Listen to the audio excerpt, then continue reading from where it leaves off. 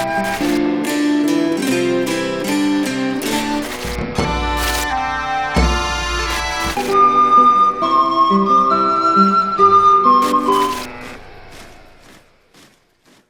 шановныя сябры.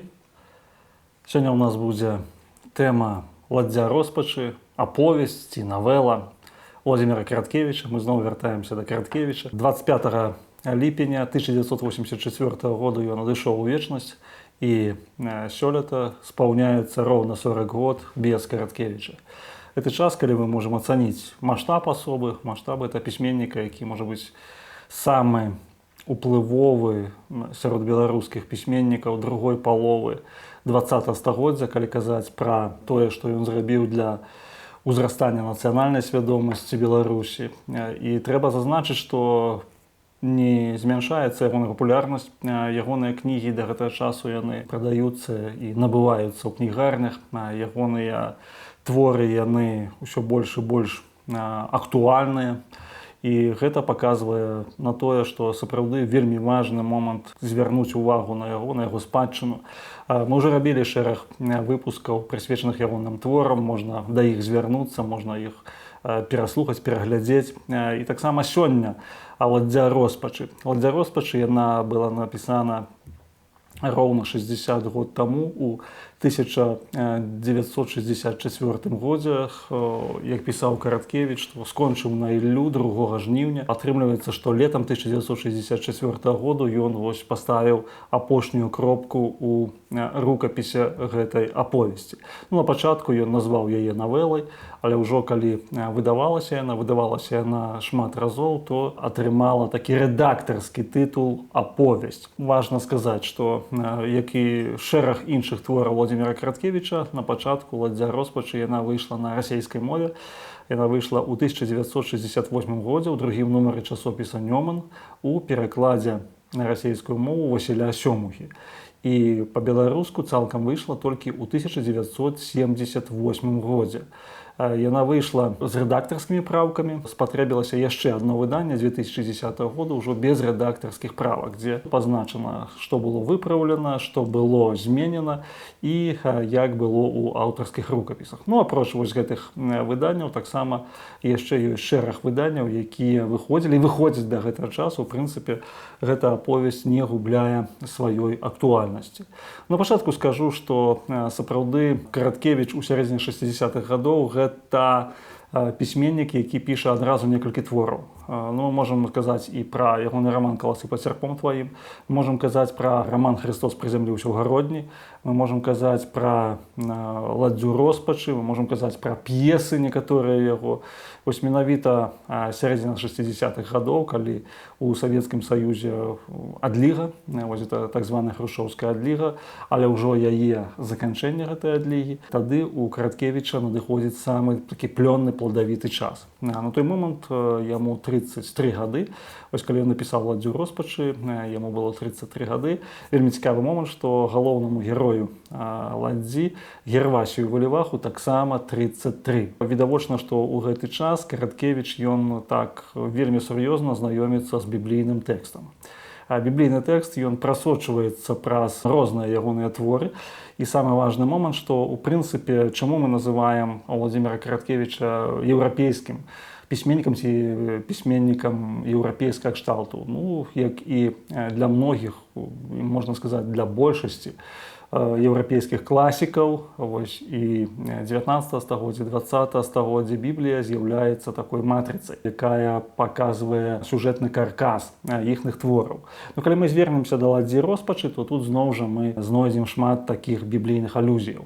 Па-першае, што зноў жа галоўнаму герою 33 гады, і ён памірае і ўваскрасае. Мы можам сказаць, што ў гэтай аповесці ёсць Юда і ёсць Пётр. Юда Іскарыёт, я маю на ўвазе, у вобразе перавозчыка, здрадніка, які здрадзіў Рагвалода і Рагнеду, які ідзе ў забыццё, і ёсць Пётр, які таксама паказаны як здраднік. Гэта рагачоўскі святар, які пазней пакаяўся, возьмем гэта ў двухкосці, навярнуўся, і ён атрымаў жыццё. Сам гэты сюжэт пра тое, што смерць гэта не канец, смерць можна перамагчы, і смерць яна пераможана. Вось гэта перамога над смерцю, гэта абсалютна такі біблійны евангельскі сюжэт. Тэкст перасыпаны аднясеннямі да Бібліі. Напрыклад, Караткевіч піша, што ў Гервасі і Валівахі былі коні веку Мафусаілавага. Мафусаіл гэта найбольшы доўгажыхар на зямлі ў Бібліі. Калі мы звернемся, то гэта найстарэйшы чалавек, які пражыў 966 гадоў. Таму веку Мафусаілава гэта значыць яго старыя коні. Таксама ёсць зварот да кнігі Эклезіяста ў самім тэксце.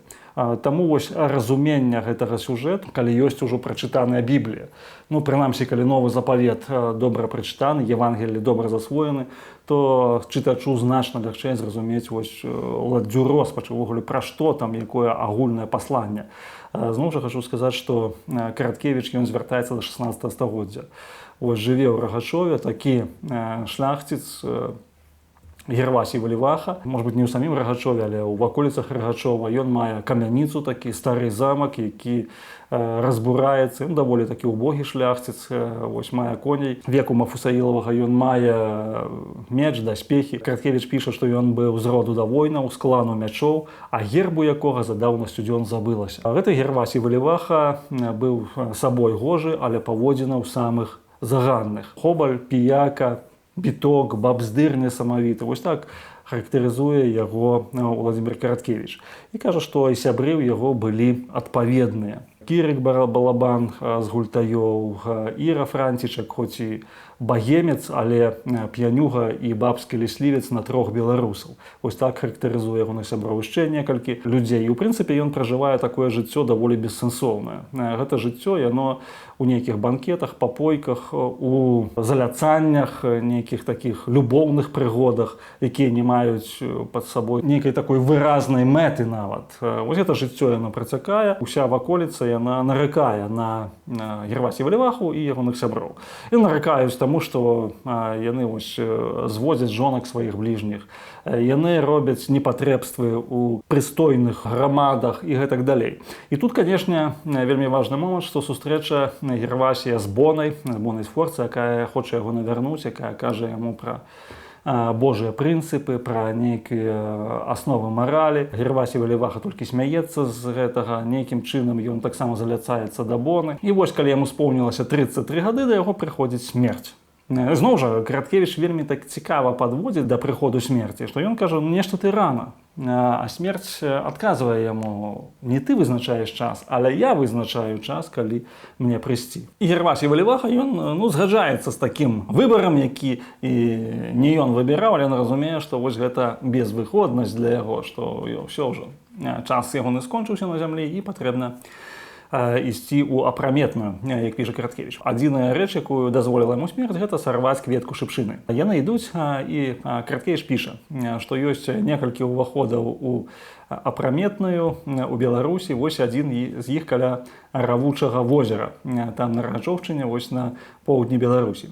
Вось яны ўваходзяць разам з смерцю вось у гэтую пячору, смерць знікае і падыходзіць ладдзя роспачы, якая павінна правесці вось праз гэта возера смерці ці мора смерці аж да таго пераходу ў забыццё. І вось там апынаюцца розныя людзі ў гэтай ладдзі.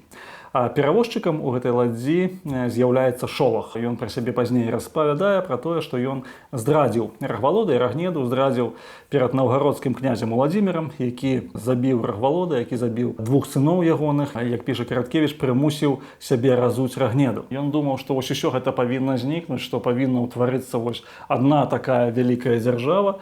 Аднак ён апынуўся за свае грахі вось у ролі перавозчыка. Ён сляпы, ягоныя вочы зараслі цвіллю, такой белай цвіллю, якая не дае яму бачыць. Але ён такі вельмі жорсткі, прымушае забыцца пра ўсялякую надзею тых, хто сядае ў ладдзю роспачы, і гэта ладдзя яна вось прыплыве да берагу забыцця. Што адбываецца па дарозе? Па дарозе ён збірае грошы. Перавозчык кажа, плаціце кожны па манеце. І Гервасій Валіваха каже: а, дык вось чаму ў труну кладуць гэтыя грошы, каб можна было заплаціць. Пасля адзін юнак кажа, што ў мяне няма грошай, таму што мае бацькі бедныя. І тут Гервасій учыняе такі бунт. Ён кажа: чаму мы павінны ўвогуле плаціць? Чаму мы павінны рабіць нейкія рэчы, якія мы і пры жыцці яны былі незаконнымі, і пасля смерці зноў жа яны незаконныя. Давайте сушы вёслы. Таму што вось на гэтай ладдзі вяслуюць тыя, хто і перапраўляецца, то бок яны знаходзяцца ў ролі такіх галернікаў, у ролі вязняў. Фактычна вось гэта 40 вязняў, якія перавозяць самі сябе да берагу забыцця. Ён кажа: сушы вёслы. І такім чынам вось гэта ладдзя яна спыняецца. І перавозчык, ён ужо разумее, што нічога не здолее зрабіць, ён дамаўляецца з Валівахам, каб нейкім чынам можна было рухацца. І па дарозе іх сустракае такая цемра, крамешная цемра, праз якую нічога не відаць, якая цісне на дух, на душу, і ўсе апынаюцца у поўнай безнадзейнасці, у поўнай скрусе, у журбе, у тузе. І тут у гэты час Гервасій ён пачынае спяваць песню, глядзіць на гэту кветку і спявае: дробненькі дожджык, скача лятына, дзе чырванее кветка шыпшына. І кветка яна пачынае сапраўды чырванець. Ягоны спеў падхопліваюць усе, хто знаходзіцца вось у гэтай ладдзі роспачы, і нават на перавозчыка гэта песня дзейнічае. Перавозчык ён спавядаецца перад Гервасіем Валівахам, ён распавядае ўсю сваю гісторыю, распавядае пра тое, як ён здрадзіў, распавядае, што ён адчувае ад гэтага. І ён заплакаў. І вось гэтыя гарачыя, пякучыя слёзы, яны растапілі вось гэту цвіль на ягоных вачах, і ён пачаў бачыць. Таксама па дарозе сустракаецца Іван Крывавы. Так Караткевіч называе расійскага цара Івана IV, Грознага. Ён называе яго Іван Крывавы. Ось гэты Іван Крывавы, ён ляціць над гэтым морам смерці, і на спіне яго юнак, які імкнецца схапіць яго за глотку, юнак з акрываўленай скроні. Гэта сын, забіты Іванам Крывавым. І таксама за ногі яго чапляюцца 9 жанчын. І перавозчык кажа, што гэта жонкі, якіх атруціў пры жыцці Іван. І ў гэтым сэнсе вось вельмі цікавы такі дыялог надыходзіць. І пытаецца адзін з тых, хто знаходзіцца ў гэтай ладдзі. А ўсе людзі, якія ў ладдзі, яны беларусы, усходнія беларусы, прыдняпроўцы. І адзін з іх пытаецца: дык колькі ён будзе так лётаць? Перавозчык адказвае: ён будзе лётаць да таго часу, пакуль такія, як вы, не перастануць хваліць яго. І тады мы чуем гісторыю аднаго з людзей, якія вось у гэтай ладдзі. Гэта палачанін, чалавек, які загінуў у Полацку. Полацк, які быў захоплены войскам Івана IV, і Караткевіч піша, што тады загінула вельмі шмат людзей у Полацку, і загінуў вось гэты юнак, абараняючы свой родны горад. І відавочна, што гэтыя людзі, якія знаходзяцца ў ладдзі, яны самых розных лёсаў, але кожны з іх нейкім чынам з'яўляецца асобай такой. І ў цэнтры вось Валіваха. Валіваха, ён не паддаецца роспачы. І вось ладдзя роспачы, яна ператвараецца ў ладдзю спеву. Ён пачынае спяваць, і гэта мяняе ўвесь парадак, заведзены смерцю. Таксама вось падчас гэтага падарожжа ён знаёміцца з дзяўчынай. Выяўляецца, што ён думаў, што каля яго сядзіць юнак, але ў такой цемры ён не мог бачыць. Але калі ён разгледзеўся лепш, то гэта была дзяўчына Бяроза, ці Бярозка, як яна сябе назвала. І яна памерла ў 17 гадоў. І вось яны прыстаюць да берага. На беразе іх сустракаюць лямуры, такія служкі смерці, якія адводзяць іх у пакой. У пакоі смерці, дзе адбываюцца самыя важныя і самыя цікавыя падзеі. Смерць прапановвае Гервасію згуляць у шахматную партыю. А мы памятаем яшчэ з самага пачатку аповесці вось гэтай, што апроч усёй маёмасці, вельмі небагатай, яшчэ у Гервасія былі шахматы. Ён любіў гуляць у шахматы, ён быў гулец, шахматыст. Смерць кажа, што ну вот ёсць у цябе нейкі невялікі шанец згуляць са мной. Давай на кон ставлю 20 год жыцця. Ну і адбываецца першая партыя гульні Валівахі за смерцю, і Валіваха прайграе, таму што смерць яна прадбачыць на дзесяткі, на сотні гадоў наперад. Яна прадбачыць усе гэтыя хады. Яе логіка бездакорная, яе гульня і яе прабачлівасць непераможная. І сустрэўшыся з гэтай неадольнай сілай, Гервасій разумее, што перамагчы яе немагчыма. І вось ён прайграе, а там у куце ўсіх чакае вялізны павук арахна. Гэтая арахна, яна высмоктвае жыццё і высмоктвае памяць чалавека. І чалавек адыходзіць у забыццё. Тады прыходзяць усе астатнія, вось усе пасажыры гэтай ладдзі, і смерць прапановвае вельмі цікавую рэч. Спачатку яна прапановвае згуляць на кветку. Ён кажа: я сваёй роднай зямлёй не гуляю, вось эта кветка як сімвал Беларусі. Але смерць зацікаўлена, каб не проста ён памёр, ён адышоў у забыццё, а каб ён быў прыніжаны, таму што яна бачыць вось гэты бунт, яна бачыць тое, што адбываецца нешта несамавітае, нешта не такое, хоць на самом пачатку смерці кажа: я не люблю прыходзіць да беларусаў, таму што беларусы яны настолькі жывыя, настолькі жыццярадасныя, што мне не падабаецца іх забіраць. І вось Гервасій, ён адзін з такіх прадстаўнікоў менавіта беларускага народа. Караткевіч ён шмат дае алюзіяў, што ладдзя роспачы гэта і ёсць Беларусь. І вось тады яна прапануе такую рэч: а давай згуляем так на 20 гадоў для кожнага з пасажыраў гэтай ладдзі. Тады Гервасію самі пасажыры кажуць: ну давай, а што тут рабіць ужо, які ў нас варыянт, паспрабуй пазмагацца. І Гервасій згаджаецца, разумеючы, што шансаў яго няма ніякіх, але ён згаджаецца, таму што ён хоча хоць нейкім чынам дапамагчы свайму народу, хоць хвіліна надзеі, хоць гадзіна надзеі, але гэта вельмі шмат для чалавека, які у абсалютнай безнадзейнасці знаходзіцца ўжо доўгі час. І вось тут адбываецца вельмі цікавая і вельмі нечаканая рэч. Гервасій пачынае разумець, што гуляючы па правілах смерці, ён ніколі не выйграе. Але парушыўшы гэтыя правілы, ён можа выйграць.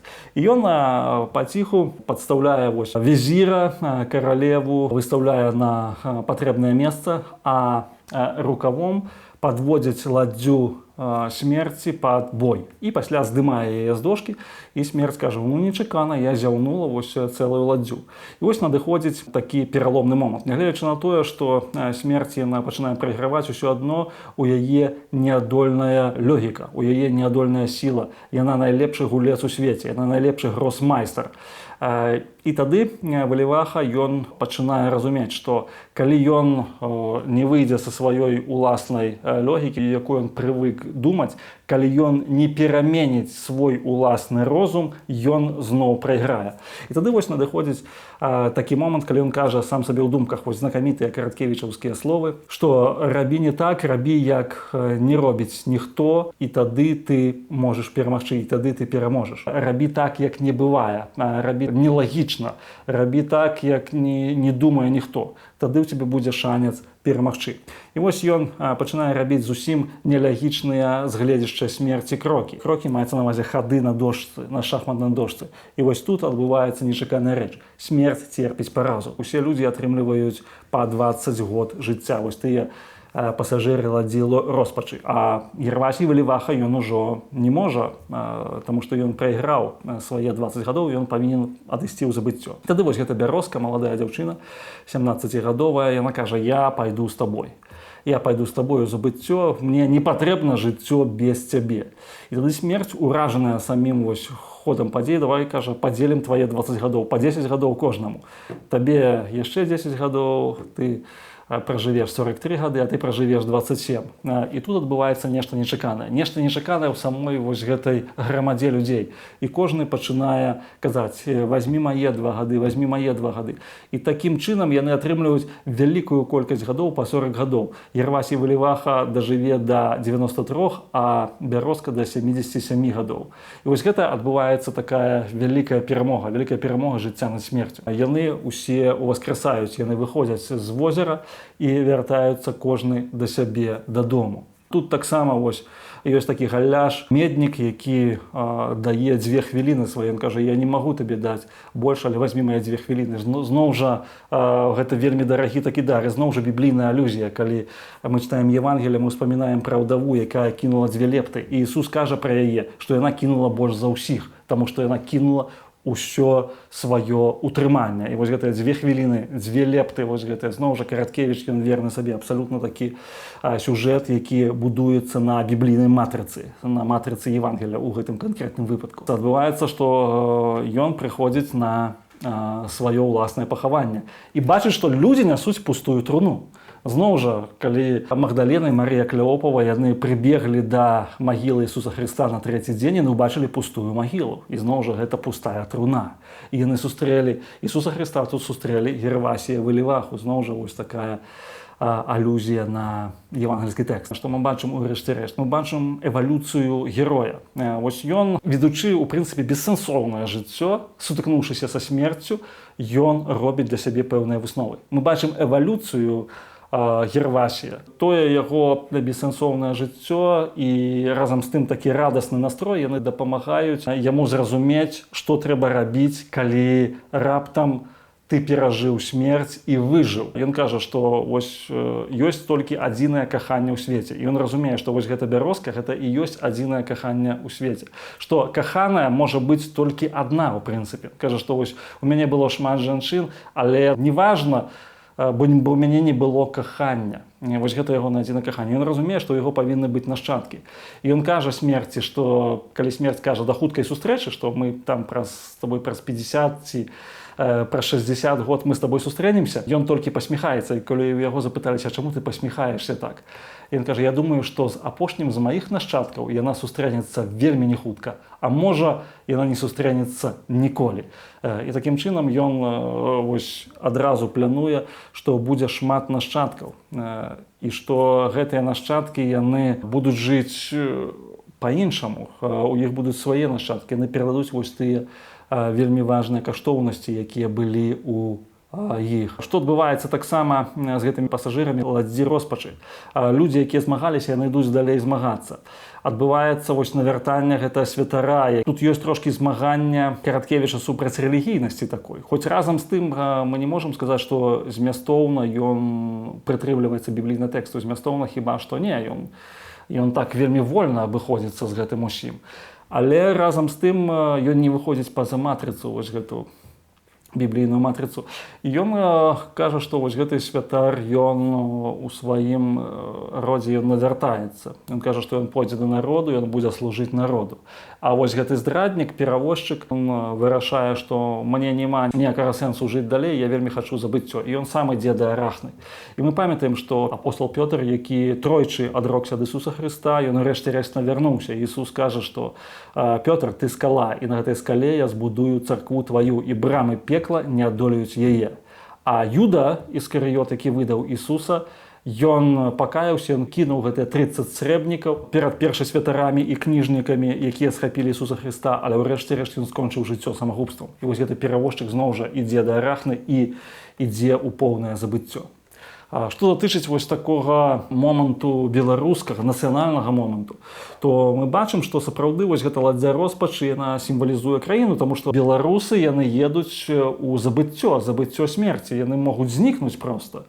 І тут нешта патрэбна тое, каб беларусы не зніклі, каб Беларусь сама не знікла. Вось гэта кветка шыпшыны, якая разгараецца, і вось гэта ёсць прыгажосць беларускае слова, прыгажосць беларускай песні. На гэтай ладдзі ў самы смяротны час у даліне ценю смяротнага, кажучы мовай Бібліі, гучыць песня і гучыць некалькі песняў. Вось гэтыя людзі, яны прыводзяць у здзіўленне саму смерць, таму што смерць кажа, што кожны будзе змагацца за сябе. Кожны, калі і атрымае жыццё, ён будзе імкнуцца як мага больш схапіць для сябе, што беларусы гэта людзі, якія не маюць сувязі адзін з адным, якія не дапамагаюць адзін аднаму. І тут вось на гэтай ладдзі роспачы адбываецца перамяненне, такая духоўная і маральная эвалюцыя ўсёй грамады. Яны кажуць, Гервасію Выліваху, вазьмі мае 2 гады, вазьмі мае 2 гады, і гэтак далей. І яны узбагачаюць яго.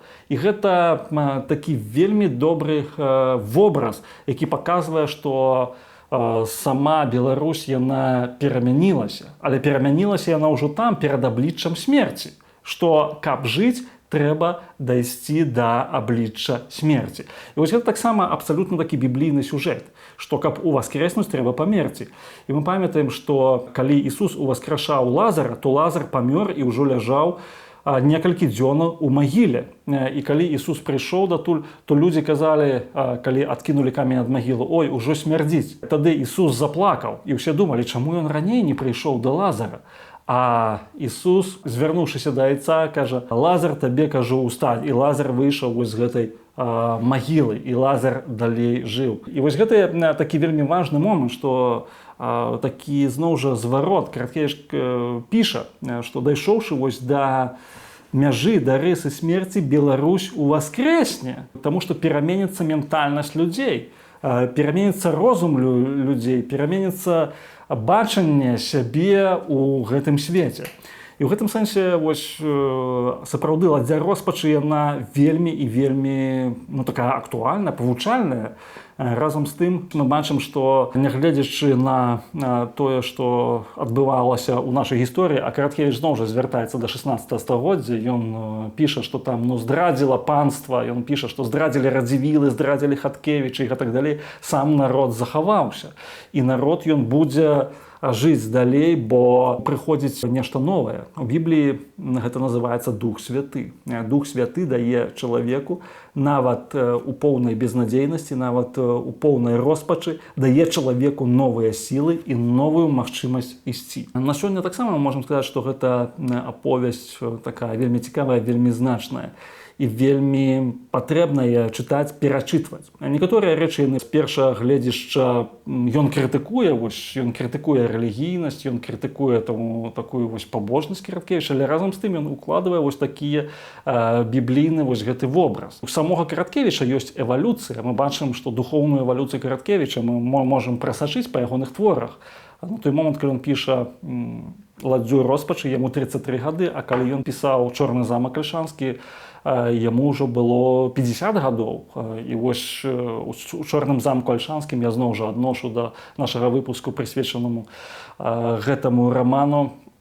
Ён звяртаецца да Бога, і ёсць дыялог чалавека і Бога. І ён кажа, што я прынёс перад аблічча Божае, што я зрабіў у гэтым жыцці. І для мяне важна, я іду да Бога не з пустымі рукамі. Я нешта рабіў у гэтым жыцці, таму я нечага варты ў вачах Божых. Перад абліччам Божым паўстане кожны чалавек, і кожны чалавек дасць справаздачу пра тыя таленты, якія дае яму Бог. Зноў жа вось мы бачым тут такую эвалюцыю Караткевіча. У гэтыя дні, калі спаўняецца 40 год з дня смерці Караткевіча, мы можам сказаць, што сам Караткевіч, сама ягоная творчасць, яна пра многае кажа і сучаснаму пакаленню. Што такое 40 год? 40 год гэта час, калі Маісей вадзіў народ па пустыні перад тым, як ён увайшоў у зямлю абяцаную. Сапраўды вось гэты вобраз зямлі абяцанай, ён кажа, што прайшло цэлае пакаленне. Тое пакаленне, якое выйшло з Егіпту, яно ўсё вымерла ў пустыні. І ў зямлю абяцаную увайшло новае пакаленне. І тое пакаленне, якое чытала Караткевіча пры жыцці, яно паступова адыходзіць. Але нараджаецца новае пакаленне, і новае пакаленне зноў жа яго перачытвае. Таму давайце чытаць Караткевіча, давайце чытаць Біблію. Дзякуй за ўвагу.